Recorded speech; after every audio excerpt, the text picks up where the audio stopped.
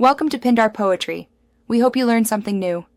Use 1 cup granulated sugar and 1 cup unsalted butter for a classic batch of toffee. This 1:1 ratio yields a firm, buttery candy. Prepare a 9x 13-inch pan lined with parchment and lightly buttered edges before cooking so the toffee releases cleanly. Measure ingredients precisely and have a candy thermometer ready.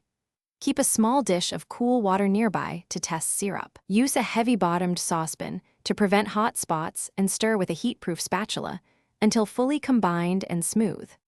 Bring the mixture to 300 degrees F and reach the hard crack stage for crisp, glass-like toffee. Use an accurate candy thermometer clipped to the pan. Stir constantly with a heat-proof spatula and watch color change to deep amber before removing from heat, which typically takes 8 to 12 minutes depending on stovetop. When the thermometer reads 300 degrees F, remove quickly and pour into the prepared pan in one smooth motion to avoid crystallization. Do not scrape brown bits, they burn the flavor.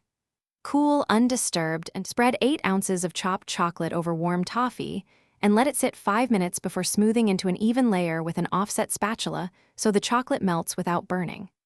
Sprinkle 1 cup chopped nuts immediately for adhesion, or press flaky sea salt for contrast. Press gently so nuts embed.